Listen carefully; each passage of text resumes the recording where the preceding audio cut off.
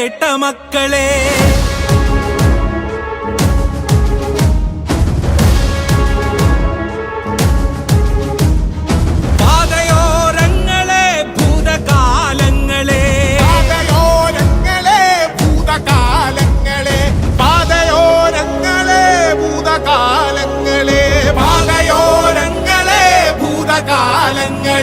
പള്ളിയല്ല പണിയണം പള്ളിക്കൂടമായിരം, പള്ളിയല്ല പണിയണം പള്ളിക്കൂടമായിരം. പുത്തനമ്പലങ്ങളല്ല പണിയിടങ്ങൾ നീക്കനാം, പുത്തനമ്പലങ്ങളല്ല പണിയിടങ്ങൾ നീക്കനാം. പാതയോരങ്ങളെ ഭൂതകാലങ്ങളെ, പാതയോരങ്ങളെ ഭൂതകാലങ്ങളെ.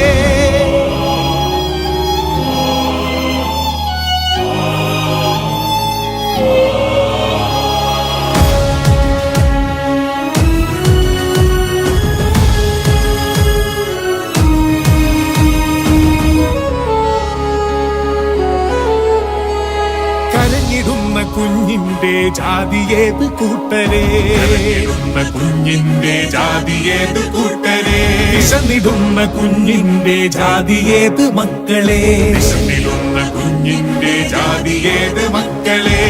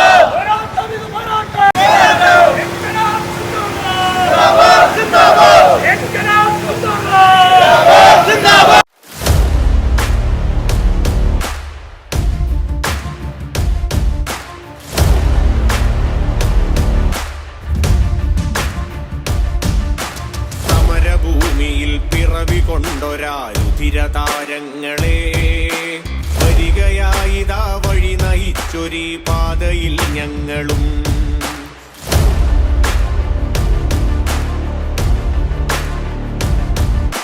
സമരഭൂമിയിൽ പിറവി കൊണ്ടൊരാ രുധിരതാരങ്ങളെ വരികയായിതാ വഴി നയിച്ചൊരീ പാതയിൽ ഞങ്ങളും.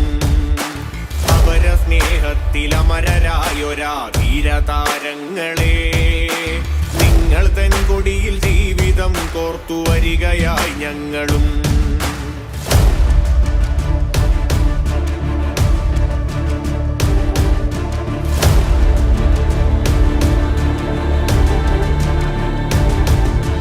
പൊരുതുവാൻ പുതിയ പോർമുഖങ്ങളിൽ സമരമായി പടരുവാൻ, ഭൂമിയിൽ നിർഭയം നിറയുവാൻ. പൊരുതുവാൻ പുതിയ പോർമുഖങ്ങളിൽ സമരമായി പടരുവാൻ, കാലമേൽപ്പിച്ച കർമ്മഭൂമിയിൽ നിർഭയം നിറയുവാൻ. വരികയായിതാ നല്ല നാളേക്ക് പടവുകൾ പണിയുവാൻ. വരിക തോഴരെ വന്നു നിങ്ങളും സമരമായി മാറുക. വരികയായിതാ നല്ല നാളേക്ക് പടവുകൾ പണിയുവാൻ. വരിക തോഴരെ വന്നു നിങ്ങളും സമരമായി മാറുക. സമരഭൂമിയിൽ പിറവി കൊണ്ടൊരാ രുധിരതാരങ്ങളെ വരികയായിതാ വഴി നയിച്ചൊരീ പാതയിൽ ഞങ്ങളും. അവര സ്നേഹത്തിലമരരായൊരാ ധീരതാരങ്ങളെ നിങ്ങൾ തൻ കൊടിയിൽ ജീവിതം കോർത്തു വരികയായി ഞങ്ങളും. നിങ്ങൾ തൻ കൊടിയിൽ ജീവിതം കോർത്തു വരികയായി ഞങ്ങളും. നിങ്ങൾ തൻ കൊടിയിൽ ജീവിതം കോർത്തു വരികയായി ഞങ്ങളും.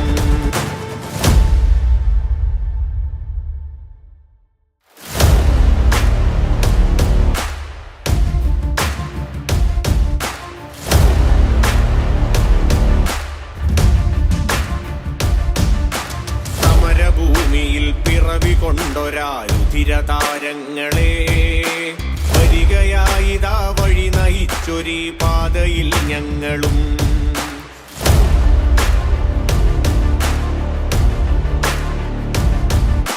സമരഭൂമിയിൽ പിറവി കൊണ്ടൊരാ രുധിരതാരങ്ങളെ വരികയായിതാ വഴി നയിച്ചൊരീ പാതയിൽ ഞങ്ങളും അവര സ്നേഹത്തിലമരരായൊരാ ധീരതാരങ്ങളെ നിങ്ങൾ തൻ കൊടിയിൽ ജീവിതം കോർത്തു വരികയായി ഞങ്ങളും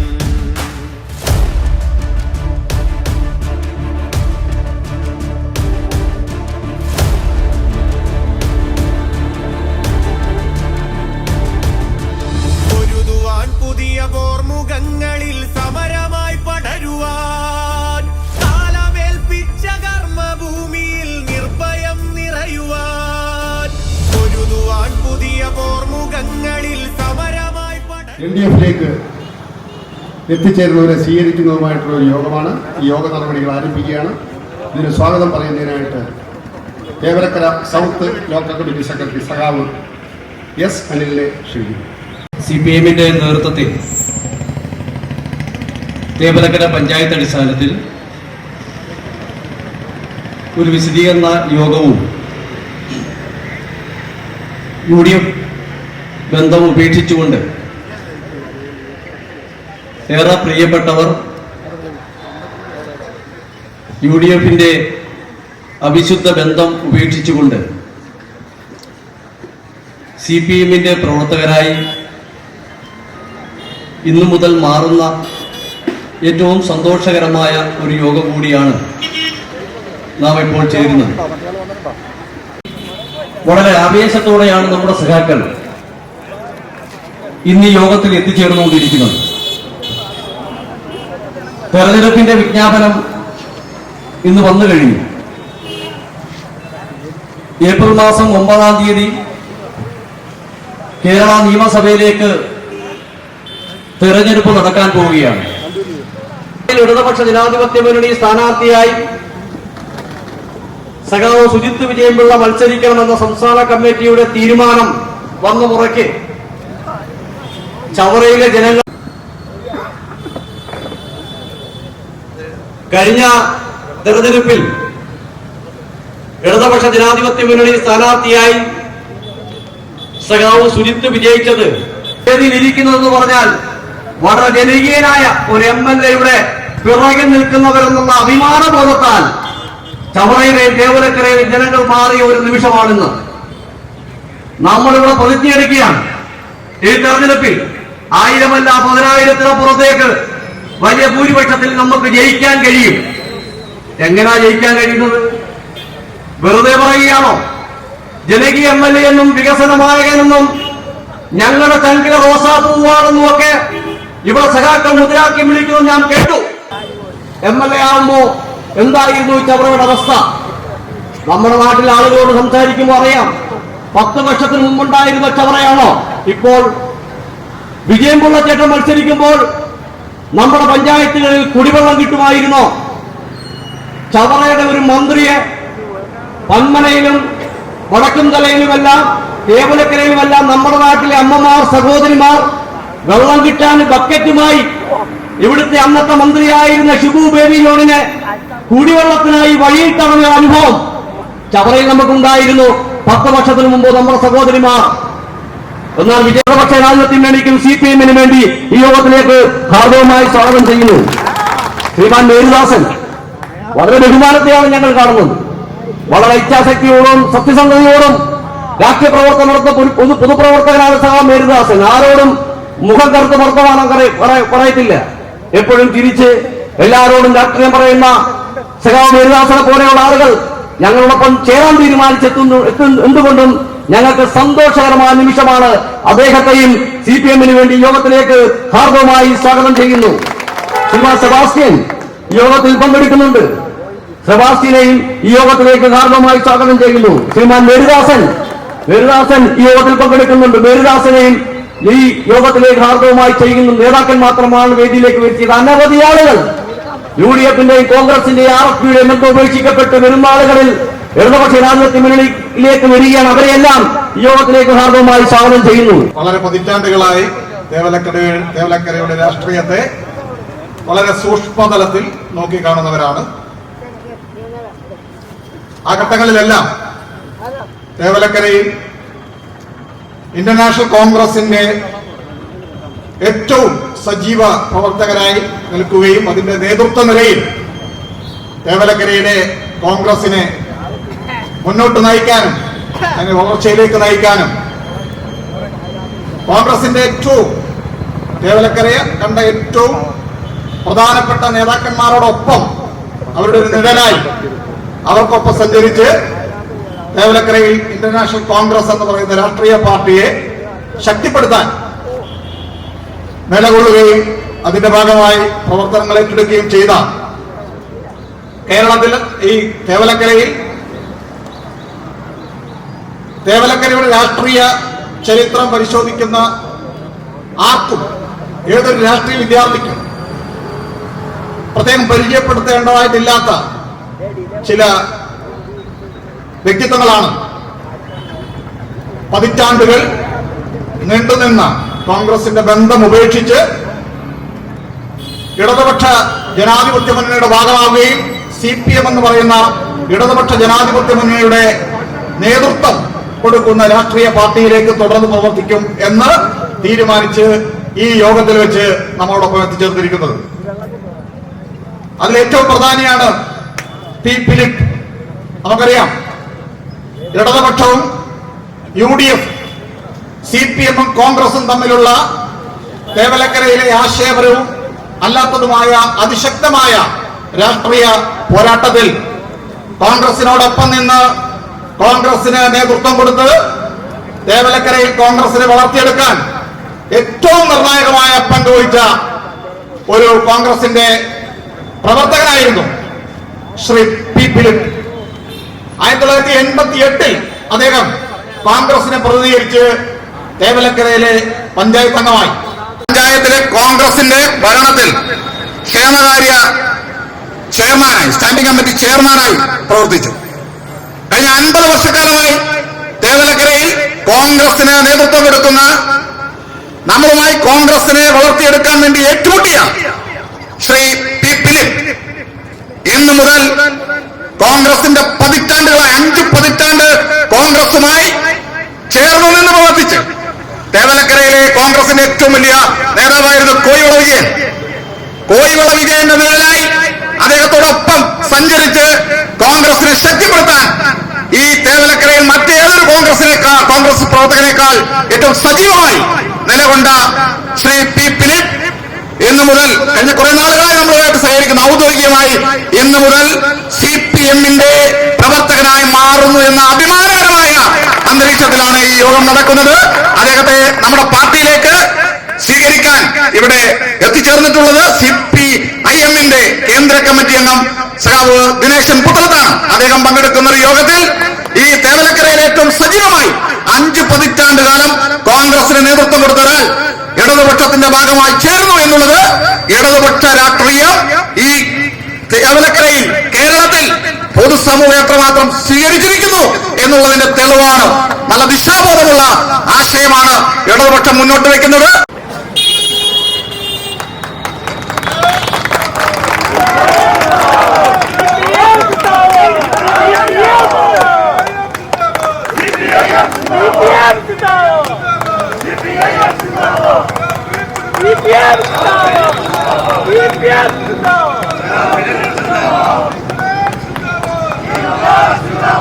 അതിന്റെ നേതൃത്വ നിലയിൽ നിന്ന ആളാണ് കുളത്തൂർ മേരിദാസനച്ചായൻ. മത്സ്യത്തൊഴിലാളി കോൺഗ്രസിന്റെ ജില്ലാ സെക്രട്ടറിയായി അദ്ദേഹം പ്രവർത്തിച്ചിട്ടുണ്ട്. പന്മന ബ്ലോക്ക് എക്സിക്യൂട്ടീവ് അംഗമായി അദ്ദേഹം പ്രവർത്തിച്ചിട്ടുണ്ട്. ഇപ്പോ കുറെ നാൾ അദ്ദേഹം ഗൾഫിലായിരുന്നു. അതിനുശേഷം വന്ന് ഏതൊരു ഘട്ടത്തിലും കോൺഗ്രസിന്റെ ഏതൊരു പ്രതിസന്ധിയുടെ ഘട്ടത്തിലും തന്റെ പ്രദേശത്ത് കോൺഗ്രസിനെ ശക്തിപ്പെടുത്താൻ നിലകൊണ്ട ഒരു സാധാരണ കോൺഗ്രസിന്റെ പ്രവർത്തകനായിരുന്നു അദ്ദേഹം. ഞാൻ മരിച്ചാൽ ഒരു കോൺഗ്രസിന്റെ കൊടി വീണ് എനിക്ക് മരണം ഏറ്റുവാങ്ങണം എന്ന് ആഗ്രഹിച്ച ഒരാളാണ്. അങ്ങനെ കോൺഗ്രസിനെ തന്റെ ജീവവായു പോലെ കൊണ്ടു നടന്ന, തന്റെ ഹൃദയം സൂക്ഷിക്കുന്നത് പോലെ കോൺഗ്രസിന്റെ ആശയത്തെ സംരക്ഷിച്ച അദ്ദേഹത്തെ അവസാന ഘട്ടത്തിൽ അങ്ങേയറ്റം മാനസികമായി ഒരുപാട് ബുദ്ധിമുട്ടിക്കുന്ന അനുഭവങ്ങളാണ് കോൺഗ്രസിന്റെ ഭാഗത്തു നിന്നുണ്ടായത് എന്നുള്ളത് ഈ കഴിഞ്ഞ നാളുകളിലെ ചില തേവലക്കരയിലെ രാഷ്ട്രീയ സംഭവവാസങ്ങൾ പരിശോധിക്കുമ്പോൾ നമുക്ക് കാണാൻ വേണ്ടി കഴിയും. ഈ തേവലക്കരയിൽ പതിറ്റാണ്ടുകളിൽ നിന്ന് പ്രവർത്തിച്ച് കോൺഗ്രസിനെ ശക്തിപ്പെടുത്തുന്നതിന് നേതൃത്വം കൊടുത്ത അദ്ദേഹത്തെ അങ്ങേയറ്റം ദുഃഖിപ്പിക്കുന്ന ചില അനുഭവങ്ങൾ ഇന്നത്തെ അഭിനവ കോൺഗ്രസിന്റെ ചില നേതാക്കന്മാരുടെ ഭാഗത്തുനിന്നുണ്ടായിട്ടുണ്ട്. മാത്രവുമല്ല, ഇന്ന് കേരളത്തിൽ കോൺഗ്രസ് എടുക്കുന്ന ചില നിലപാടുകൾ, തേവലക്കരയിലും കൊല്ലത്തും കോൺഗ്രസ് എടുക്കുന്ന ചില തെറ്റായ നിലപാടുകൾ, അതിനൊക്കെ എതിരായി കോൺഗ്രസിനുള്ളിൽ ശബ്ദമുയർത്തി കോൺഗ്രസിന്റെ പോക്ക് ശരിയല്ല, കോൺഗ്രസിന്റെ നിലപാട് ശരിയല്ല, കോൺഗ്രസ് എന്ന് പറയുന്ന ഒരു മതേതര പാർട്ടി എന്താണോ ഈ രാജ്യത്ത് ഉദ്ദേശിക്കുന്നത് ആ പ്രവർത്തനങ്ങളിൽ നിന്നും വ്യതിചലിച്ചു പോകുന്നു എന്നുള്ള കാര്യത്തിൽ ദുഃഖിതനായിട്ടാണ് അദ്ദേഹം ഇപ്പോ ഇടതുപക്ഷം ഉയർത്തുന്ന മതനിരപേക്ഷത രാഷ്ട്രീയത്തോടൊപ്പം ചേർന്ന് നിന്ന് പ്രവർത്തിക്കാൻ ആഗ്രഹിക്കുന്നത്. ആ നിലയ്ക്കാണ് അദ്ദേഹം ഇന്ന് CPIM-ന്റെ ഈ വേദിയിലേക്ക് എത്തിയിരിക്കുന്നത്. ഈ തേവലക്കരയിലെ എണ്ണിപ്പറയാവുന്ന പാരമ്പര്യമുള്ള ഒരുപാട് ചരിത്രം ഉള്ള കോൺഗ്രസിന്റെ കുടുംബത്തിൽപ്പെട്ട കോൺഗ്രസിന്റെ ഏറ്റവും പ്രധാനപ്പെട്ട പ്രവർത്തകനും നേതൃത്വവുമായിരുന്ന കുളത്തൂർ മേരിദാസനച്ചായനെ വളരെ ആവേശപൂർവ്വം CPM-ലേക്ക് സ്വീകരിക്കുന്നതിന് വേണ്ടി സഖാവ് ദിനേശ് പുതളത്തിനെ ക്ഷണിക്കുകയാണ്.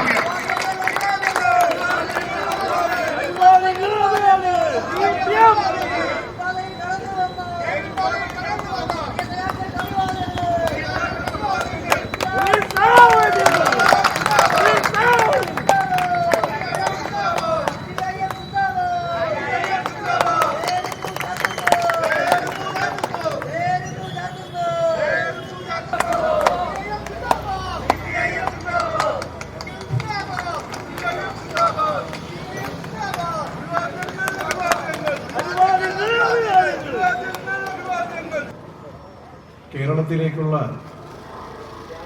തെരഞ്ഞെടുപ്പിൻ്റെ തീയതികളും എല്ലാം പ്രഖ്യാപിച്ചു കഴിഞ്ഞ സാഹചര്യത്തിലാണ് നമ്മളിവിടെ ഇത്തരമൊരു യോഗം ചേരുന്നത്. കേരളത്തിൻ്റെ രാഷ്ട്രീയം എങ്ങോട്ടേക്ക് പോകുന്നു എന്നതിൻ്റെ ഒരു ദിശയാണ് ഇന്ന് ഇവിടെ ഉണ്ടായിട്ടുള്ളത്.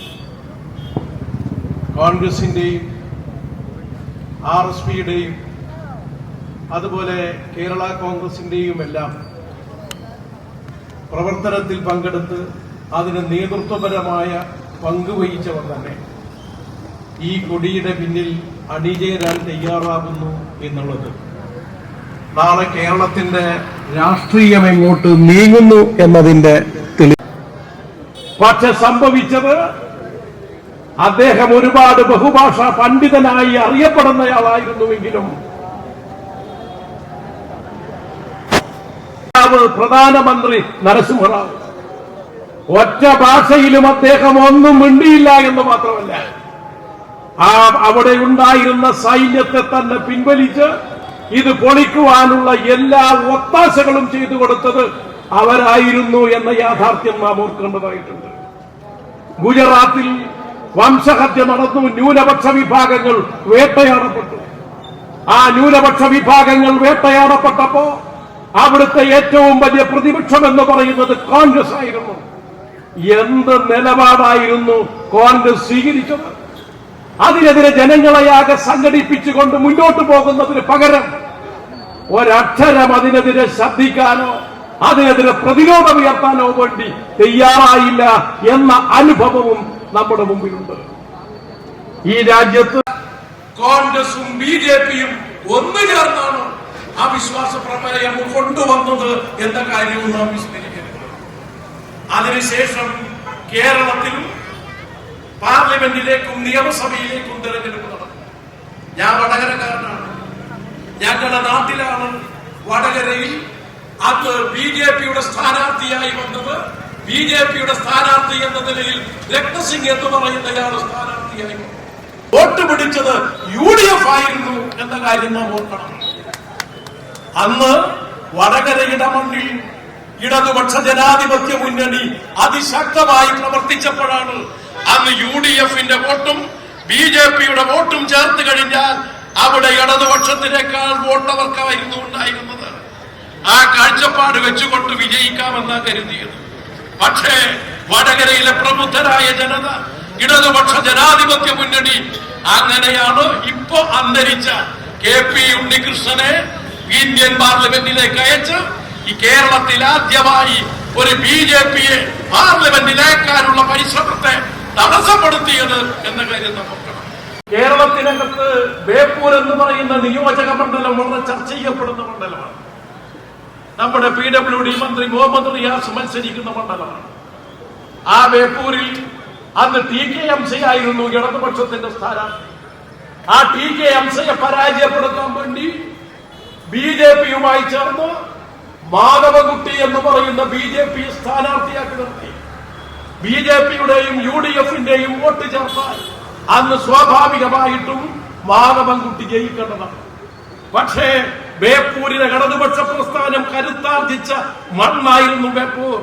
ആ ബേപ്പൂരിൽ അന്ന് BJPയെ കേരളത്തിന്റെ നിയമസഭയിലേക്കാതെ പരാജയപ്പെടുത്തിയത് ഇടതുപക്ഷമായിരുന്നു. അങ്ങനെയാണ് അന്ന് അവിടെ UDFന്റെ സ്ഥാനാർത്ഥിയായിരുന്ന മുരളീധരൻ പരാതി കൊടുത്തു. ആ പരാതി അടിസ്ഥാനത്തിലാണ് അത് തൃശ്ശൂരിന്റെ DCC പ്രസിഡന്റിനെ ഇവർ മാറ്റിയത് എന്ന കാര്യവും നമ്മൾ ഓർക്കേണ്ടതായിട്ടുണ്ട്. അപ്പൊ കേരളത്തിന് ഇന്ത്യയിൽ മതനിരപേക്ഷത സംരക്ഷിക്കാൻ വേണ്ടി നിലകൊള്ളുന്നു എന്ന് അവകാശപ്പെടുന്നവർ ഗാന്ധിഘാതകരായ സംഘപരിവാറിനെ ഇന്ത്യൻ പാർലമെന്റിലും കേരള നിയമസഭയിലും എത്തിക്കാൻ വേണ്ടി പരിശ്രമിച്ചത് UDF ആണ്. അതിനെ പ്രതിരോധിച്ചത് ഇടതുപക്ഷമാണ്. സാക്ഷാൽ VD സതീശൻ അദ്ദേഹം മത്സരിക്കുന്നത് പറവൂരാണ്. പറവൂരിൽ VD സതീശൻ മത്സരിക്കുമ്പോ എല്ലാ കാലത്തും BJPയുടെ വോട്ട് അദ്ദേഹത്തിന് ലഭിക്കും. അതുകൊണ്ട് പറവൂരിൽ നടക്കുന്ന എല്ലാ RSSന്റെ പരിപാടിക്കും പങ്കെടുക്കുക എന്നത് ഇദ്ദേഹത്തിന്റെ ശീലമാണ്. അങ്ങനെയാണ് ഗോഡ്വാൾക്കറുടെ ജന്മദിനത്തിൽ RSSന്റെ പരിപാടിയിൽ പോയി അതിന്റെ മുന്നിൽ വിളക്ക് കൊളുത്തിയ ആളാണ് VD സതീശൻ എന്ന് പറയുന്ന ഇന്ന് കോൺഗ്രസിന്റെ ജാഥ നയിച്ച് മുന്നോട്ട് പോയ ആളെന്ന കാര്യവും നാം വിസ്മരിക്കുക. ഒരു വർഗീയതയുമായും ബന്ധമില്ലാത്തയാളാണ് എന്ന് പ്രഖ്യാപിക്കുന്ന നിലയാണുണ്ടായത് എന്ന കാര്യവും നാം മറക്കരുത്.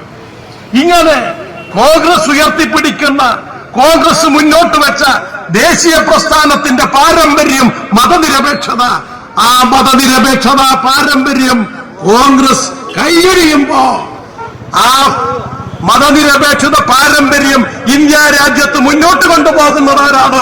ഇടതുപക്ഷ പ്രസ്ഥാനമാണെന്ന് കാണാം. ഇന്ത്യയിലെ എല്ലാ ഘട്ടങ്ങൾക്കകത്തും മതനിരപേക്ഷയുടെ രാഷ്ട്രീയം ഉയർത്തിപ്പിടിച്ചുകൊണ്ട് പൊരുതി നിന്നത് ഇടതുപക്ഷമാണ് എന്ന യാഥാർത്ഥ്യം നാം കാണുന്നു. ഏറ്റവും കൂടുതൽ നടന്ന സംസ്ഥാനം, ആ സംസ്ഥാനത്തിൽ ഇടതുപക്ഷം അധികാരത്തിൽ വന്നപ്പോഴാണ് ആ നാട്ടിനകത്ത് മതസൗഹാർദ്ദത്തിന്റെ ഉജ്ജ്വലമായ അന്തരീക്ഷം സൃഷ്ടിച്ചത് എന്ന് നാം മറക്കരുത്. അങ്ങനെയാണ് അവിടെ ജീവിക്കാൻ ബുദ്ധിമുട്ടുള്ള ആളുകൾ പശ്ചിമ ബംഗാളിലേക്ക് വന്നതും അവിടെ ജീവിച്ചതും. ആ പശ്ചിമ ബംഗാളിന്റെ ഇന്നത്തെ നില എന്താണ്? ഇടതുപക്ഷത്തെ എല്ലാ ശക്തികളും ചേർന്ന് അവിടെ നിന്ന് ഒഴിവാക്കി നിർത്തിയപ്പോ ഇപ്പോ ഇന്ത്യ രാജ്യത്ത് വർഗീയ സംഘർഷത്തിന്റെ ഏറ്റവും വലിയ ഭൂമിയായി പശ്ചിമ ബംഗാൾ മാറിയില്ലേ? ന്യൂനപക്ഷ ജനവിഭാഗങ്ങളെ കൂട്ടം കൂട്ടമായി ആട്ടിയോടിക്കുന്ന നിലയിലേക്ക് ആ ബംഗാൾ സംസ്ഥാനം മാറിയില്ലേ? ആ രാഷ്ട്രീയം ഇന്ത്യ രാജ്യത്ത് ഉയർത്തിപ്പിടിക്കുന്നത് ആരാണ്? ഇടതുപക്ഷമാണ്. ഞാൻ പറഞ്ഞു വരുന്നത് ദേശീയ പ്രസ്ഥാനത്തിന്റെ കാലത്ത് കോൺഗ്രസ് ഉയർത്തിപ്പിടിച്ച മുദ്രാവാക്യങ്ങൾ, ആ മുദ്രാവാക്യങ്ങളെല്ലാം കോൺഗ്രസ് കൈയൊഴിഞ്ഞിരിക്കുന്നു. അതുകൊണ്ടാണ് സുകുമാർ അഴീക്കോട് പറഞ്ഞത്, ഞാൻ കോൺഗ്രസ് ആയി മരിക്കണമെന്ന് ആഗ്രഹിച്ചയാളാണ്, പക്ഷേ എനിക്ക് മുമ്പേ കോൺഗ്രസ് മരിച്ചുപോയി. ഇന്ത്യയിലെ കോൺഗ്രസ് ഇന്ന് ഈ നിലയിലേക്ക് എത്തിയിരിക്കുന്നു. ന്യൂനപക്ഷ ജനവിഭാഗങ്ങളുടെ സംരക്ഷണം കോൺഗ്രസിന്റെ അജണ്ടയിലുണ്ടോ? ഇന്ത്യ രാജ്യത്തിന്റെ എല്ലാ ഭാഗത്തും മിഷണറിമാർ ആക്രമിക്കപ്പെടുകയാണ്. ക്രിസ്ത്യൻ ജനവിഭാഗങ്ങൾ ആക്രമിക്കപ്പെടുകയാണ്. ആ ഓരോ സ്ഥലങ്ങളിലും ഉണ്ടാകുന്ന അക്രമങ്ങളുടെ എണ്ണത്തിലേക്കൊന്നും ഞാൻ കടക്കുന്നില്ല. വികസനത്തിന് വേണ്ടി കോൺഗ്രസിന്റെ കൂടെ നിന്ന് ജോസഫിന്റെ കേരള കോൺഗ്രസ് എന്താണ് കേരളത്തിൽ ഉണ്ടാക്കാൻ വേണ്ടി പോകുന്നത്? കഴിഞ്ഞ 10 വർഷം ഈ കേരളത്തിൽ ഇടതുപക്ഷ ജനാധിപത്യ മുന്നണി ഉണ്ടാക്കിയ മാറ്റങ്ങൾ നോക്കും. കേരളം 1956 ഉണ്ടാകുന്നത്. 1957 കേരളത്തിൽ ആദ്യത്തെ കമ്മ്യൂണിസ്റ്റ് പാർട്ടിയുടെ നേതൃത്വത്തിലുള്ള മന്ത്രിസഭ വരുന്നു. ആ മന്ത്രിസഭ അധികാരമേൽക്കുമ്പോൾ കേരളം ജമ്മിത്വ കേരളമായി നിന്ന് കേരളമായിരുന്നു. ആ കേരളമാണ് ഇന്ന് നവകേരള സൃഷ്ടിയിലേക്ക് പോയി, അതിദാരിദ്ര്യം പരിഹരിക്കുന്നിടത്ത് പോയി അടുത്ത ഘട്ടമായി ദാരിദ്ര്യം പരിഹരിക്കുന്ന പ്രക്രിയയിലേക്ക് കടക്കാൻ വേണ്ടി പോകും. അടുത്ത ഇടതുപക്ഷ ജനാധിപത്യ മുന്നണിയുടെ പ്രകടന പത്രിക ഊന്നാൻ പോകുന്നത് ദാരിദ്ര്യ നിർമ്മാർജ്ജനമാണ്. ഇത്തരമൊരു മാറ്റം എങ്ങനെയാണ് കേരളത്തിൽ ഉണ്ടായത് എന്ന കാര്യം നാം ആലോചിക്കുന്നത്. 57 ഗവൺമെന്റ് കുടിയൊഴിപ്പിക്കൽ അവസാനിപ്പിക്കുന്നു. വിദ്യാഭ്യാസവും ആരോഗ്യവും സൗജന്യമായി പ്രഖ്യാപിക്കുന്നു. ന്യൂനപക്ഷ ജനവിഭാഗങ്ങൾക്കുൾപ്പെടെ ഈ നാട്ടിലെ പിന്നോക്ക ദളിത് വിഭാഗങ്ങൾക്ക് സംവരണം ഏർപ്പെടുത്തുന്നു. പോലീസ് MSP പോലുള്ള പോലീസിനകത്ത് ന്യൂനപക്ഷങ്ങൾക്ക് കടന്നു ചെല്ലാൻ അവകാശമുണ്ടായി ഇല്ലാതിരുന്നതിന് മാറ്റി എഴുതി എല്ലാവർക്കും കടന്നു ചെല്ലാൻ വേണ്ട അവകാശമുണ്ടാക്കുന്നു. പിന്നീട് ഒരു ഇടതുപക്ഷ ഗവൺമെന്റ് 1967 വരുന്നു. ആ ഗവൺമെന്റാണ് കുടികഴപ്പുകൾ അവകാശം കൊടുത്തുകൊണ്ട് 10 സെന്റ് അവകാശവും മറ്റു കാര്യങ്ങളും നൽകി ജനതയെ ഉറപ്പിച്ചു നിർത്തുമല്ല എന്നായിരുന്നു UDFന്റെ നിലപാട്. അത് ആദ്യം കയറി എതിർത്തത് മുസ്ലിം ലീഗിന്റെ MLA സീതി ഹാജിയായിരുന്നു. അദ്ദേഹം പറഞ്ഞു, ഖജനാവിലെ പണം പെൻഷൻ എന്ന് പറഞ്ഞ് ഈ നാട്ടിലെ കർഷക തൊഴിലാളികൾക്കും മറ്റ് തൊഴിലാളികൾക്കും കൊടുത്താൽ അതിന് പണം അവിടെ പോകും, ഖജനാവിന് നഷ്ടമുണ്ടാക്കുന്നതാണ് അവസാനിപ്പിക്കുന്നത്. അതിന് ഇടതുപക്ഷം നൽകിയ മറുപടി, VMS നൽകിയ മറുപടി നാം ഈ അവസരത്തിൽ നോക്കേണ്ടത്. മേൽവയലുകളെ നീർത്തടങ്ങളെ സംരക്ഷിക്കാനുള്ള നിലപാട് സ്വീകരിക്കുന്നു. അങ്ങനെ മുന്നോട്ട് പോയി. പിന്നീട് വന്ന പിണറായിയുടെ നേതൃത്വത്തിലുള്ള 10 വർഷം ഈ നാട്ടിലെ പാവപ്പെട്ട ജനതയെ സംരക്ഷിക്കാനുള്ള എന്തെല്ലാം പദ്ധതികൾ. നിങ്ങളും ഞാനും പഠിച്ച സ്കൂളുകൾ ഇന്ന് എങ്ങനെ മാറിയിരിക്കുന്നു? സ്കൂളുകൾ മാറുക എന്ന് പറഞ്ഞാൽ, പാവപ്പെട്ട കുട്ടികൾ പഠിക്കുന്ന സ്കൂളുകൾ മാറുക എന്ന് പറഞ്ഞാൽ അത് പാവപ്പെട്ട ജനതയെ സംരക്ഷിക്കാനുള്ളതാണ്. നമ്മുടെ ആരോഗ്യ മേഖല, നമ്മുടെ ഈ നാട്ടിൽ ആശുപത്രികളുടെ നില എന്തായിരുന്നു? ഇന്ന് ആ ആശുപത്രികൾ ഏത് നിലയിലേക്ക് വളർന്നിരിക്കുന്നു എന്ന് നമ്മളൊന്ന് ആലോചിച്ചു നോക്കുക. 22 ലക്ഷത്തിലേറെ ആളുകൾക്ക് സ്വന്തം മണ്ണിൽ അടിയുറച്ചു നിൽക്കാനുള്ള അവകാശമുണ്ടാക്കി കൊടുത്തത് ഇടതുപക്ഷമല്ലേ? ഈ നാട്ടിലെ പാവപ്പെട്ട ജനവിഭാഗങ്ങൾക്ക്, അവർക്ക് ജീവിത ദുരിതങ്ങൾക്ക് കൈത്താങ്ങായി മുഖ്യമന്ത്രിയുടെ ദുരിതാശ്വാസ നിധി മാറിയില്ലേ? പണ്ട് കാലത്ത് ദുരിതാശ്വാസ നിധി പണം കിട്ടണമെങ്കിൽ ആരുടെയൊക്കെ കാലുപിടിക്കണം. ഇന്ന് നിങ്ങൾ അക്ഷയ കേന്ദ്രത്തിൽ പോയി ഈ പറയുന്ന ഫയലുകളെല്ലാം സമർപ്പിച്ചു കഴിഞ്ഞാൽ അടുത്ത വീട്ടുകാരൻ പോലും അറിയാതെ നിങ്ങളുടെ അക്കൗണ്ടിലേക്ക് പണമെത്തും. അങ്ങനെ 2000 കോടിയോളം രൂപയാണ് ഈ നാട്ടിലെ പാവപ്പെട്ടവരുടെ സംരക്ഷണത്തിന് വേണ്ടി ചെലവഴിക്കുന്നത്. ഒന്ന്, ഇടതുപക്ഷം ശക്തമായ അടിത്തറയാണ് നിൽക്കുന്നത് എന്നതുകൊണ്ട് അതിലെ ചില അധികാരമോഹികളെയും മറ്റുള്ള ആളുകളെയും 5-6 പ്രാവശ്യം മത്സരിച്ചാലും മരണം വരെ മത്സരിക്കണമെന്ന് ആഗ്രഹിക്കുന്ന ആളുകളെയും പോയി കാണുക. മന്ത്രിസ്ഥാനമായാൽ പോലും വീണ്ടും വീണ്ടും മത്സരിക്കണം. ഈ കൊല്ലത്ത് നോക്കിക്കൊള്ളു, ആലപ്പുഴയിൽ നോക്കും. ഇനി അതിനു പുറമെ വേറെ ഏതെങ്കിലും ഉണ്ടെങ്കിൽ അവിടെയും നോക്കിക്കോളും. അതാണ് ഒന്നാമത്തെ പണി. അതാണ് ഇവരിപ്പം ചെയ്തുകൊണ്ടിരിക്കുന്ന പണി. രണ്ടാമത്തെ പണി, ഇടതുപക്ഷമല്ല എന്ന് പറയണം. അതുകൊണ്ട് എന്ത് വേണം? ഇടതുപക്ഷമല്ല എന്ന് സ്ഥാപിക്കണം. അങ്ങനെയാണ് ഈ രാജ്യത്താകമാനം നടന്ന് സതീശൻ ഈ രാജ്യത്ത് ഇത് ഇടതുപക്ഷം എന്ന പേരേ ഉള്ളൂ. ഇടതുപക്ഷം ഇതൊന്നും ഇവരുടെ ബുദ്ധിയല്ല, ഈ ബുദ്ധിയാ, അട്ടിമറി ബുദ്ധി. മൂന്നാമത്തത് എന്താ? ഗവൺമെന്റിനോട് ഒരുപാട് നേട്ടങ്ങൾ ഗവൺമെന്റ് ചെയ്തിട്ടുണ്ട്. അതുകൊണ്ട് ആ നേട്ടങ്ങൾക്കെതിരെ പോകണം. അതുകൊണ്ടാണ് ആദ്യം എന്ത് ചെയ്തത്? അങ്ങനെയാണ് 5 കൊല്ലം മുമ്പ് വയറ്റിക്കടന്ന ഒരു കത്രികയുടെ പ്രശ്നം എടുത്ത് രംഗപ്രവേശം. ആരോഗ്യ വകുപ്പ്, വിദ്യാഭ്യാസ വകുപ്പ്, ക്ഷേമ പദ്ധതികൾ, ഇങ്ങനെ നേടിയ നേട്ടങ്ങളെല്ലാം ഉണ്ടാക്കിയ വകുപ്പുകൾ ദുർബലമാണ് എന്ന് പ്രചരണം നടത്തണം. അദ്ദേഹം കോൺഗ്രസിന്റെ നേതാവായിരുന്നു, അവിടുത്തെ മുഖ്യനുമായി പ്രവർത്തിച്ചയാളാണ്. ആ മുഖ്യനെയും സംഭാവന ചെയ്തത് ആരാണ്? കോൺഗ്രസ്. ഇന്ത്യൻ പാർലമെന്റ് BJP അംഗങ്ങളിൽ പകുതിയിലേറെ ആളുകൾ പഴയ കോൺഗ്രസ്സാണ്. PCC പ്രസിഡന്റുമാർ, മുഖ്യമന്ത്രിമാർ ഇവരെല്ലാം ചേർക്കറിയത് അങ്ങോട്ടാണ്. ഇപ്പം സുധാകരൻ സീറ്റ് കിട്ടാതെ പറഞ്ഞില്ലേ, ഞാൻ മെല്ലെ മറ്റടുത്ത് പോകുമെന്ന് പറഞ്ഞില്ലേ. നിങ്ങൾ കഴിഞ്ഞ തെരഞ്ഞെടുപ്പിൽ കെ സുരേന്ദ്രൻ പല വിടുവായുത്തങ്ങളും പറയുന്ന കൂട്ടത്തിൽ ഒരു കാര്യം പറഞ്ഞ് ശ്രദ്ധിച്ചിട്ടുണ്ടാവും. BJPക്ക് 35 സീറ്റ് കിട്ടിയാൽ ഞങ്ങൾ എന്ത് ചെയ്യും? ഭരിക്കും. എങ്ങനെയാ ഭരിക്കുക? ഭരിക്കുക എന്ന് പറഞ്ഞാൽ അധികാരവും പണവും കിട്ടിയാൽ എവിടെയും ചാടാൻ തയ്യാറായി നിൽക്കുന്ന ഈ UDF-കാരനെ കൊണ്ട് ഭരിക്കുന്നതാണ്. അപ്പൊ UDF-നെ പരാജയപ്പെടുത്തി സീറ്റ് കുറയ്ക്കുക എന്നത് മതനിരപേക്ഷത സംരക്ഷിക്കാൻ ഈ നാട്ടിന് അത്യന്താപേക്ഷിതമാണെന്ന് നമ്മൾ തിരിച്ചറിയണം. ഇപ്പൊ പുതിയ വേറൊരു വാദക്കാരുണ്ട്. ഈ തുടർച്ചയായി ഭരണത്തിൽ വന്ന പാർട്ടിയൊക്കെ മോശമായി പോയില്ല. പുതിയൊരു ചർച്ചയാണ്. അതല്ല യുവമാരായി ഇല്ലെങ്കിലും പിന്നിലുള്ളത്. Communist party of India Marxist നിലകൊള്ളുന്നത് ഈ നാട്ടിൽ സാമൂഹ്യ മാറ്റത്തിന്, ജനാധിപത്യ വിപ്ലവത്തിന് അതിനു വേണ്ടിയാണ് നിലകൊള്ളുന്നത്. അതുകൊണ്ട് ഈ പുതിയ കാലഘട്ടത്തിന്റെ രാഷ്ട്രീയത്തെ ഉൾക്കൊണ്ടുകൊണ്ടും കോൺഗ്രസും UDF-ഉം നടത്തുന്ന തെറ്റായ രാഷ്ട്രീയത്തെ തിരിച്ചറിഞ്ഞുകൊണ്ടും ഈ ചെങ്കൊടിക്കൊപ്പം അണിചേരുന്ന രാഷ്ട്രീയം ഈ കേരളത്തിലുടനീളം നമുക്ക് കാണാം. അവസരവാദികൾ മരിക്കും വരെ മത്സരിക്കുമെന്നവർ നമ്മ കൈയൊഴിയും. പക്ഷേ ഈ രാഷ്ട്രീയ ജീവിതകാലം മുഴുവൻ ജനതയ്ക്ക് വേണ്ടി ജീവിച്ച, അവർക്ക് വേണ്ടിയാണ് ജീവിക്കേണ്ടത് എന്ന് ധരിച്ച ഈ മണിമുത്തുകൾ പോലുള്ള സഖാക്കൾ നമുക്ക് പണിയേറും. അപ്പോ വഞ്ചകന്മാർ നമ്മ കൈയൊഴിയും. ആ വഞ്ചകരെ ജനം പഠിപ്പിക്കും. രാഷ്ട്രീയം തിരിച്ചറിയുന്നവർ ഈ ചെങ്കൊടിക്കൊപ്പം ഉയർന്നു പ്രവർത്തിക്കും. ചവറ ഉയർത്തിപ്പിടിച്ച ആ പാരമ്പര്യം ഇടതുപക്ഷത്വം വഞ്ചിച്ച് അധികാരത്തിനു വേണ്ടി വലതുപക്ഷത്തിന്റെ കൂടാരത്തിലേക്ക് കയറിയ പാർട്ടിയെയും മുന്നണിയും പഠിപ്പിക്കാൻ ചവറക്കാർക്കുള്ള അവസരം ഉപയോഗപ്പെടുത്തുക എന്ന് കൂടി പറഞ്ഞുകൊണ്ട് ഞാൻ എന്റെ വാക്കുകൾ അവസാനിപ്പിക്കുന്നു. അഭിവാദ്യം. RSPയുടെ തെക്കുംഭാഗം ലോക്കൽ കമ്മിറ്റി സെക്രട്ടറിയായി പ്രവർത്തിക്കുകയും ഈ തദ്ദേശ സ്വയംഭരണ സ്ഥാപന തെരഞ്ഞെടുപ്പ് കാലഘട്ടത്തിൽ RSPയുമായി ബന്ധമുപേക്ഷിച്ച് നമ്മളുമായി സഹകരിക്കാൻ തയ്യാറായ സുനിൽ സുരേന്ദ്രൻ കൂടി വേദിയിലെത്തിയിട്ടുണ്ട്. അദ്ദേഹത്തെ സ്വീകരിക്കുന്നു. ദിനേശ് പുത്തലത്ത്.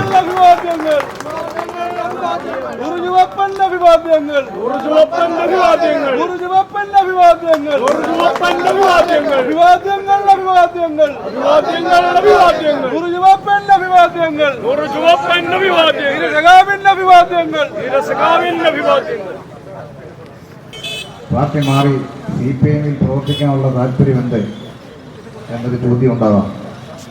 അപ്പൊ എന്തുകൊണ്ടാണ് ഞാൻ CPIMൽ ചേരുന്നത്? അത് നിങ്ങൾക്ക് കേൾക്കാൻ തയ്യാറാകണം. യഥാർത്ഥത്തിൽ നിങ്ങൾ 1 മണിക്കൂർ പോലും സംസാരിച്ചാൽ പോലും തീരാത്ത കാര്യങ്ങളാണുള്ളത്. എനിക്കറിയാം നിങ്ങളുടെയൊക്കെ മനസ്സെന്ന് വെച്ചാൽ എത്രയും പെട്ടെന്ന് പോകണം എന്നുള്ള രീതിയിലിരിക്കുകയാണ്. അതുകൊണ്ട് ഞാൻ വളരെ ചുരുക്കി കാര്യങ്ങൾ പറയാം. ഇന്ന് തേവരക്കരയിലെ കോൺഗ്രസ് എന്ന് പറയുന്നത് സത്യത്തിൽ ഇന്ത്യൻ നാഷണൽ കോൺഗ്രസിൻ്റെയോ ഇന്ത്യൻ നാഷണൽ കോൺഗ്രസ് സംസ്കാരം അവർക്ക് അറിയത്തില്ല എന്താണെന്ന്. ഒരു പാർട്ടിയുടെ ഒരു സംഘടനയുടെ എന്താണെന്ന് അവർക്ക് അറിയത്തില്ല. അവർ കുറേ പേര് ചില മേൽവിലാസത്തിൽ കൂടെ പാർട്ടിയിൽ വന്ന് അധികാരം പിടിച്ചു പറ്റി ബാക്കിയുള്ളവരെ എങ്ങനെ കൈകാര്യം ചെയ്യാൻ പറ്റും അതിൻ്റെ മാർഗമാണ് ഇവിടെ നോക്കിക്കൊണ്ടിരിക്കുന്നത്. ചുരുക്കി പറഞ്ഞാൽ കുറേ കാര്യം കൊണ്ട് നിങ്ങൾ ശ്രദ്ധിക്കാത്ത ഒരുപാട് കാര്യങ്ങളുണ്ട്. ഗുണ്ടായുസം എന്ന് പറയാൻ പറ്റത്തില്ല. ഭീകരപ്രവർത്തനമാണ് നടത്തുന്നത്. ഭീകരപ്രവർത്തനം. ഞാൻ ഒരു ചെറിയ കാര്യം ഞാൻ നിങ്ങളെ കാണിച്ചുതരാം. രേഖാമൂലമുള്ള കാര്യങ്ങൾ മാത്രം 1-2 കാര്യങ്ങൾ നിങ്ങളിൽ കാണിക്കുകയാണ്. അതായത് 2024 ഫേസ്ബുക്കിൽ വന്ന ഒരു സാധനമാണ് എന്നെക്കുറിച്ച്. എന്നെ ഇപ്പോൾ ഇവിടെല്ലാം വിളിക്കുന്നത് യൂദാസ് എന്നാണ്. മറ്റേ പാർട്ടിയെ യേശുക്രിസ്തുവിനെ കൊന്ന ആളാണ് യൂദാസ്, ഒറ്റിക്കൊടുത്ത ആളാണ്. അപ്പം ഞാനൊരു ഒറ്റുകാരനാണ്, കോൺഗ്രസിനെ ഒറ്റിക്കൊടുത്ത ആളാണ് എന്നുള്ള ധൃതിയിൽ അതൊന്നുമല്ല. ഫേസ്ബുക്കിലും വാട്സപ്പിലും കൊണ്ടങ്ങ് നിറഞ്ഞു. ചുരുക്കി പറഞ്ഞാൽ കഴിഞ്ഞ ആഴ്ച ഒരു സ്ത്രീ എന്നോട് സ്നേഹമുള്ളൊരു സ്ത്രീയാണ്. അപ്പോൾ എന്നെ കണ്ടൊന്ന് നോക്കി ദേഷിച്ച് ഞാൻ എന്താ പറ്റി? ഇപ്പോൾ ഒന്നും പറയുന്നില്ല. ഞാൻ എന്തെങ്കിലും പറയണമെന്ന് പറഞ്ഞാൽ എന്താ കാര്യം? അത് നിന്നെയും കോഴിയുടെ കുഞ്ഞിനെയൊക്കെ ഞങ്ങൾ ഒരു കോൺഗ്രസ്സുകാരായിട്ടാണ് കണ്ടത്. ഇപ്പം കോൺഗ്രസിനെ വഞ്ചിച്ചു. അപ്പോൾ ചുരുക്കി പറഞ്ഞാൽ ഈ തേവലക്കര മുഴുവനും തേവലക്കരയ്ക്ക് അപ്പുറം ഞാൻ കോൺഗ്രസിനെ വഞ്ചിച്ചു എന്നുള്ള ഒരു ചർച്ചയാണ് നടക്കുന്നത്. 4/7/2024 ഒരു ഫേസ്ബുക്ക് നമ്മുടെ ഇപ്പോഴത്തെ ഏറ്റവും കൂടുതൽ വോട്ട് വാങ്ങിച്ച് ജയിച്ച ബ്ലോക്ക് പഞ്ചായത്ത് മെമ്പർ ഇട്ട പോസ്റ്റാണ്. 3/7/2024 എൻ്റെ ഫോട്ടോ കൊടുത്തിട്ടുണ്ട്. എൻ്റെ ഫോട്ടോ ഉണ്ടാവും.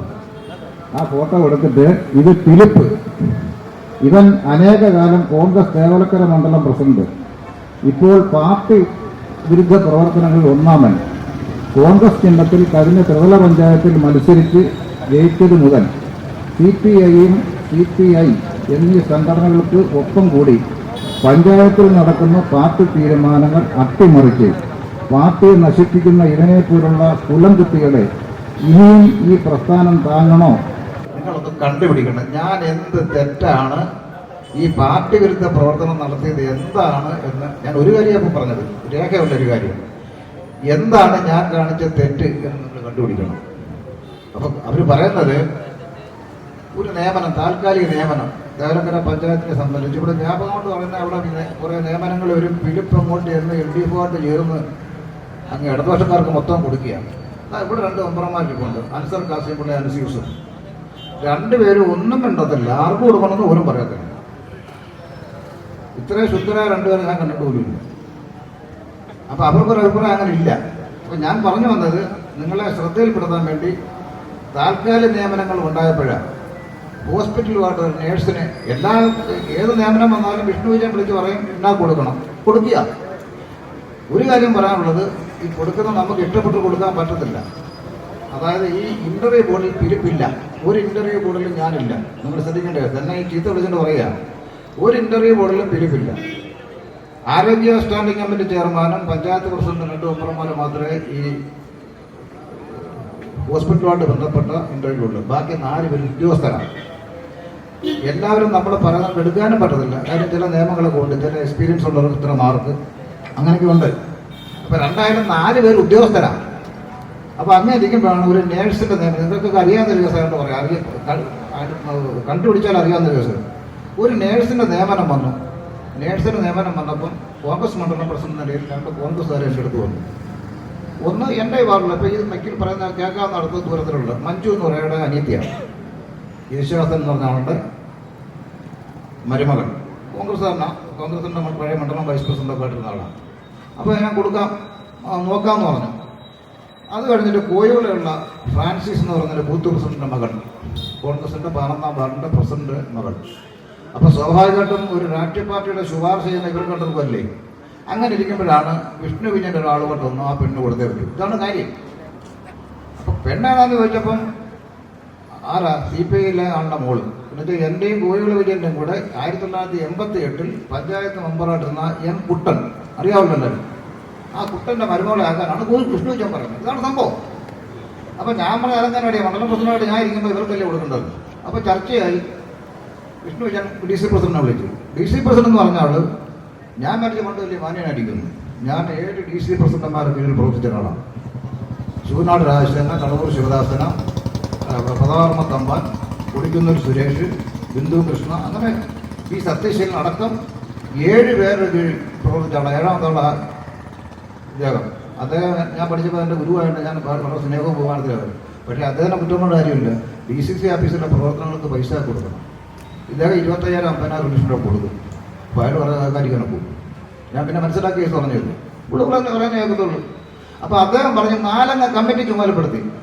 ഒന്ന് ഞാൻ, ഒന്ന് മോഹൻ കോയിപ്പുറം, അതായത് മണ്ഡലം പ്രസിഡന്റുമാർ, ഒന്ന് വിഷ്ണു വിജയൻ, ഒന്ന് ജെർമിയാസ്. ഞങ്ങൾ പാർട്ടി ഓഫീസിൽ ചർച്ചയ്ക്കിരുന്നു. ഞാൻ അതിനിടയ്ക്കൊരു കാര്യം പറയാം, നമ്മൾ പറയുന്നതെല്ലാം കേൾക്കണമെന്നില്ല, എങ്കിലും പാർട്ടി ഒരു ശുപാർശ. അപ്പം ഞാൻ പറഞ്ഞു, എൻ്റെ അടുത്ത് രണ്ട് കേസ് വന്നിട്ടുണ്ട്, 2 കോൺഗ്രസ്സുകാരാണ്. ഒന്ന് അപ്പോൾ വിഷ്ണു വിജയൻ പറഞ്ഞല്ല, ഇവനും കോൺഗ്രസ്സുകാരനാണ്. ഞാൻ പറഞ്ഞു, ഇയാളെ പിതാവിൻ്റെ എൻ്റെയും കൂടെ പഞ്ചായത്ത് പെട്ടുന്ന CPIയിലെ കുട്ടൻ്റെ മകളല്ലേ ഇത്, നിങ്ങളുടെ പ്രസിഡന്റ് അറിയാവുന്ന ആളല്ലേ, അടുത്ത ബന്ധത്തിലേ അതങ്ങനെ കൊടുക്കുന്നത്. അപ്പോൾ അവസാനം ഒത്തീർപ്പായി. ഈ പാർട്ടിക്കകത്ത് ഗ്രൂപ്പ് ഉണ്ടല്ലോ, 4 പേര് 3 പേര് ഒരു ഗ്രൂപ്പാണ്, ഞാൻ വേറെ ഗ്രൂപ്പാണ്. സംഭവം ഇതേ ഉള്ളൂ. എങ്ങനെ വോട്ട് നോക്കിയാൽ വോട്ടിട്ടാൽ 4-ൽ 3 അവർക്ക് വീഴും. ഒന്നേ ഉള്ളൂ ഇവിടെ. പിന്നെ അങ്ങനെ ജയിക്കുന്നത്. ഞാനും 5-5-10 പറയുമ്പോൾ അവർ പറയും 12 പറയും. വോട്ടിട്ടാൽ പറയും 4-3, ആ 3 പേര് പറയും 12. ഞാൻ ഒറ്റയ്ക്ക് 10 ചെയ്യാൻ പറ്റും? ഒന്നും പറ്റത്തില്ല. DC പ്രസിഡന്റ് ചുമതലപ്പെടുത്തിയിരിക്കുന്നതാണ്. അപ്പോൾ ചുരുക്കി പറഞ്ഞാൽ ആ കൊച്ചിന് ജോലി കൊടുത്തു. കൊടുത്തതല്ല വിഷയം.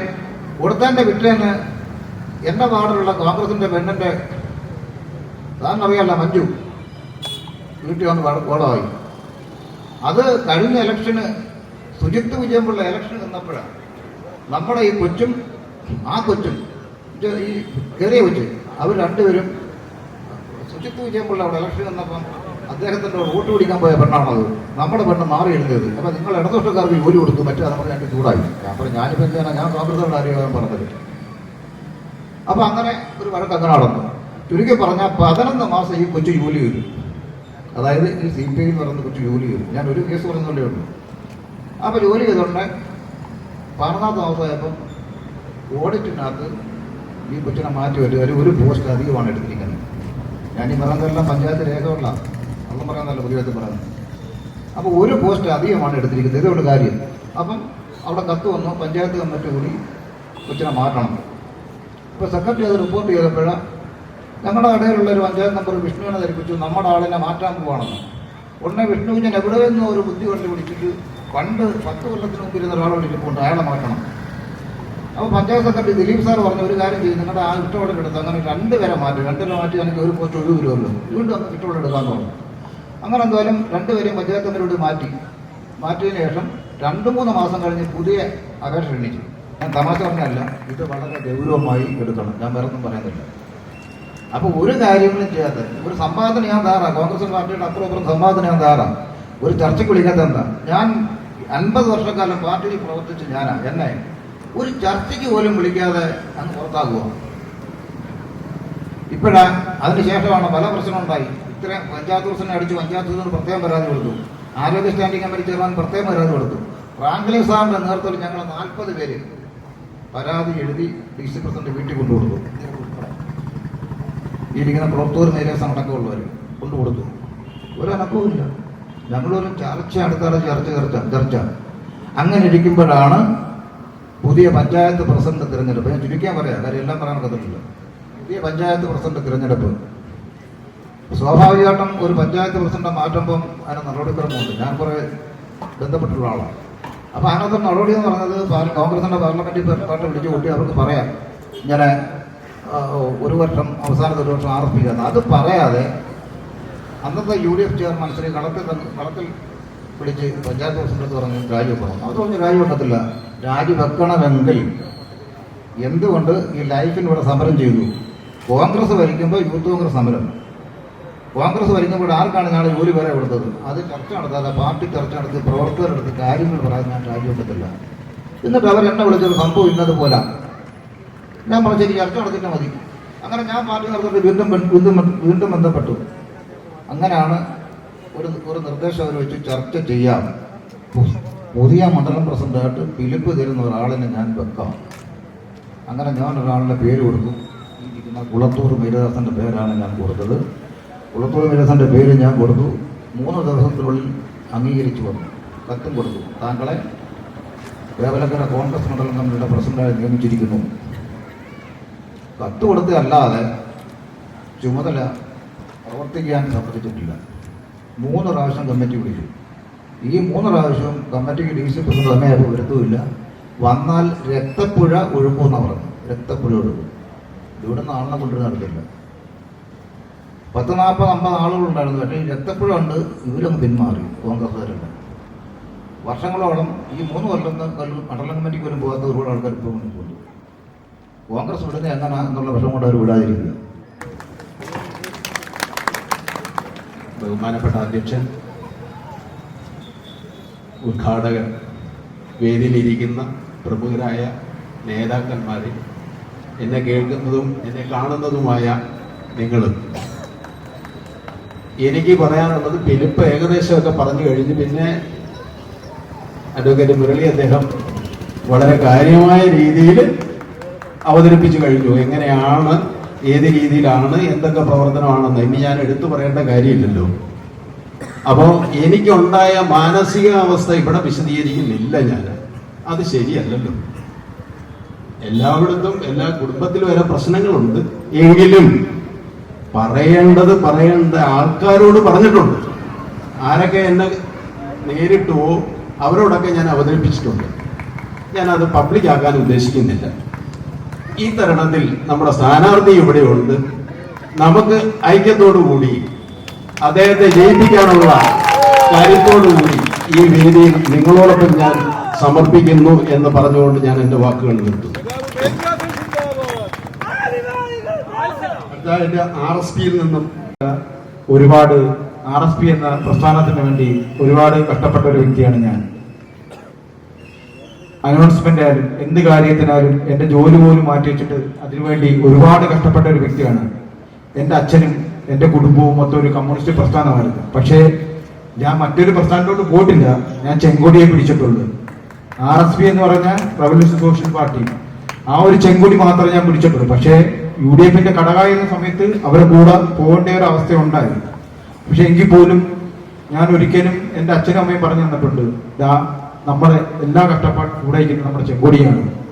അച്ഛൻ മരിച്ചുപോയി, അമ്മ ഇപ്പോൾ ഉണ്ട്, എങ്കിലും ഈ പ്രസ്ഥാനം വിട്ട് കളിക്കത്തില്ല. എന്ന് വെച്ചാൽ പണ്ട് വഴക്കും കാര്യങ്ങളും എല്ലാം നടക്കുന്ന സമയത്ത് എൻ്റെ അമ്മയുടെ വീട്ടിലായിരുന്നു എല്ലാ ആൾക്കാരും പോയി താമസിക്കുന്നത്. 147 പ്രഖ്യാപിച്ച സമയത്തൊക്കെ അതൊക്കെ എനിക്ക് അമ്മ പറഞ്ഞെന്നുള്ള ഒരു അറിവേ ഉള്ളൂ, അല്ല നമ്മൾ നേരിട്ട് കണ്ടിട്ടൊന്നുമില്ല. എനിക്കെന്ന് വെച്ചാൽ ഈ ചെങ്കോടി എന്ന് വെച്ചാൽ എനിക്കൊരു ഹരമാണ്. RSP എന്ന് വെച്ചാൽ ഒരു ഹരമായിരുന്നു. പക്ഷേ നമുക്ക് വേണ്ടി അവർ നിന്നിട്ടില്ല ഒരിക്കലും. ഒരുപാട് ആവശ്യങ്ങൾക്ക് വേണ്ടി അവർ മുന്നിൽ നമ്മൾ ചെന്നിട്ടുണ്ട്.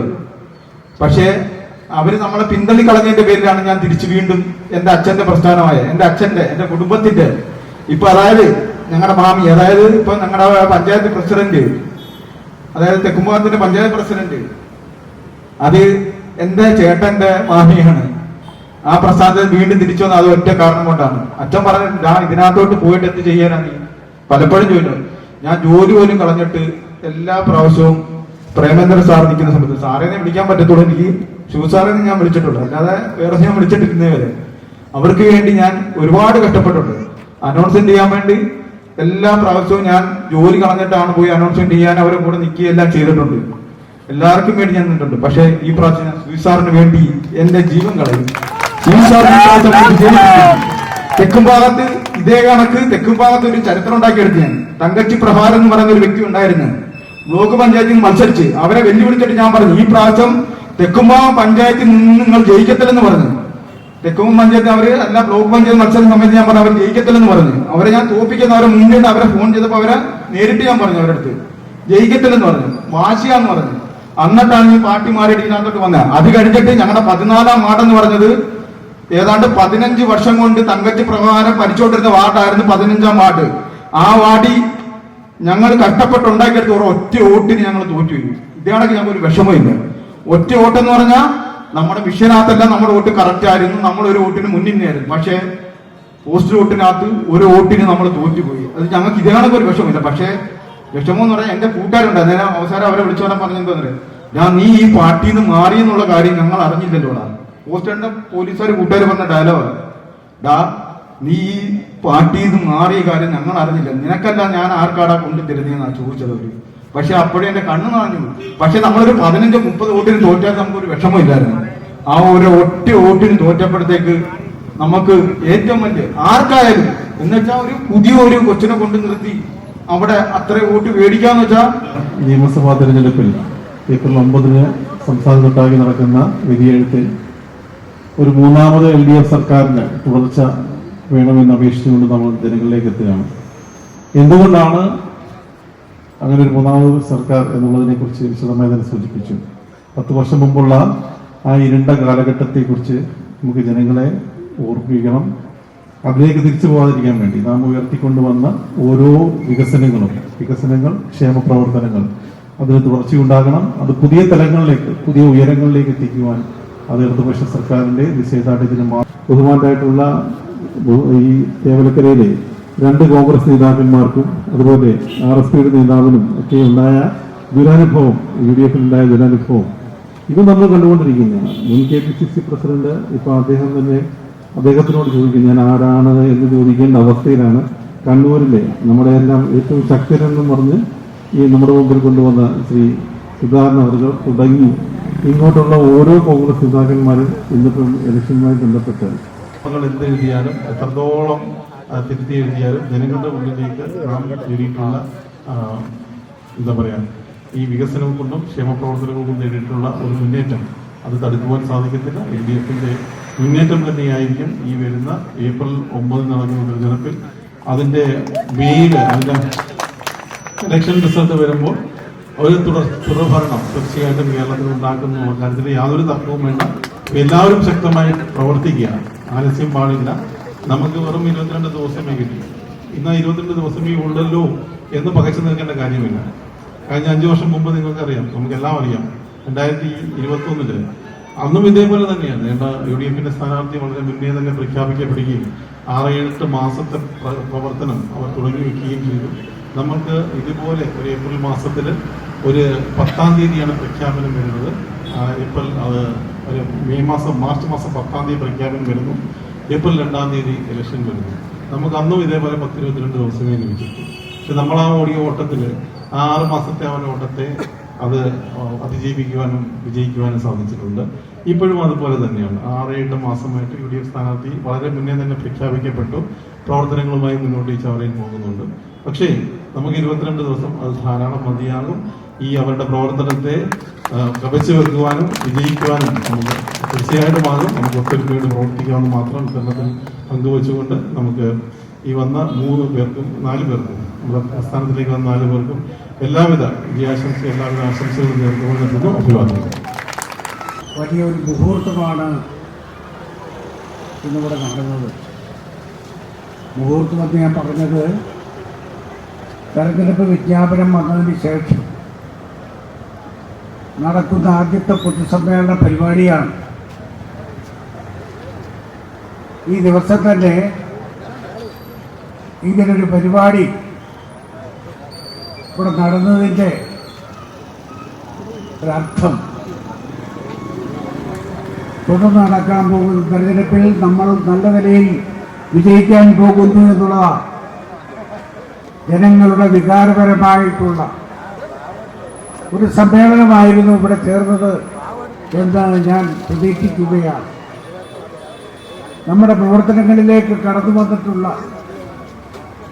പ്രധാനപ്പെട്ട വ്യക്തികൾ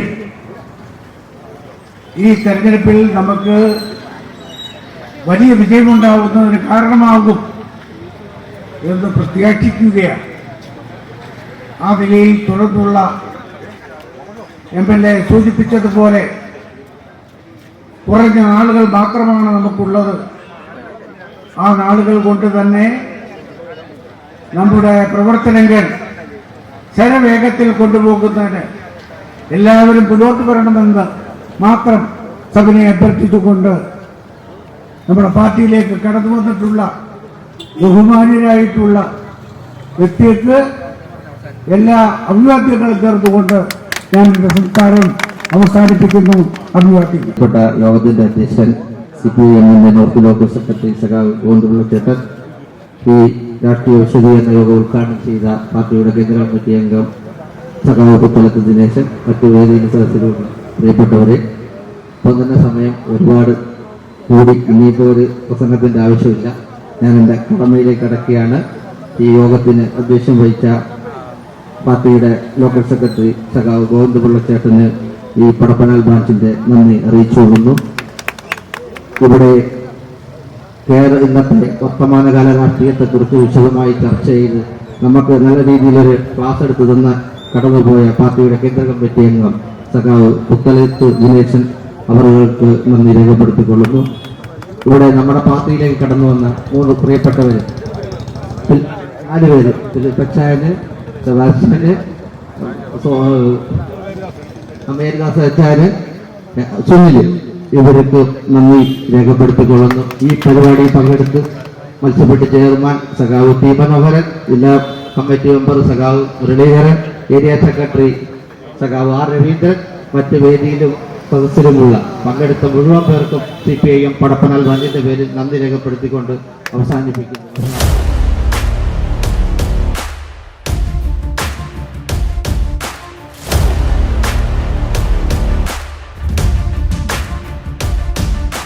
സമരഭൂമിയിൽ പിറവി കൊണ്ടൊരായുധിരതാരങ്ങളെ വരികയായിതാ വഴി നയിച്ചൊരീ പാതയിൽ ഞങ്ങളും.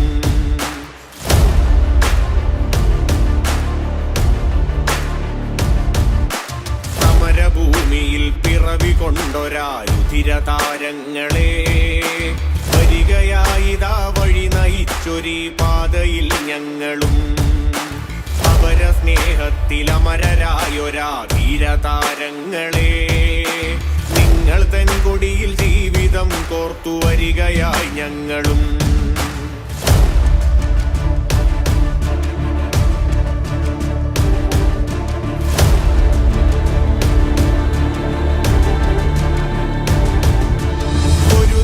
പുതിയ പോർമുഖങ്ങളിൽ സമരമായി പടരുവാൻ കാലമേൽപ്പിച്ച കർമ്മഭൂമിയിൽ നിർഭയം നിറയുവാൻ പൊരുതുവാൻ പുതിയ പോർമുഖങ്ങളിൽ സമരമായി പടരുവാൻ കാലമേൽപ്പിച്ച കർമ്മഭൂമിയിൽ നിർഭയം നിറയുവാൻ വരികയായിതാ നല്ല നാളേക്ക് പടവുകൾ പണിയുവാൻ വരിക തോഴരെ വന്നു നിങ്ങളും സമരമായി മാറുക വരികയായിതാ നല്ല നാളേക്ക് പടവുകൾ പണിയുവാൻ വരിക തോഴരെ വന്നു നിങ്ങളും സമരമായി മാറുക സമരഭൂമിയിൽ പിറവി കൊണ്ടൊരാ രുധിരതാരങ്ങളെ വരികയായിതാ വഴി നയിച്ചൊരീ പാതയിൽ ഞങ്ങളും അവര സ്നേഹത്തിലമരരായൊരാ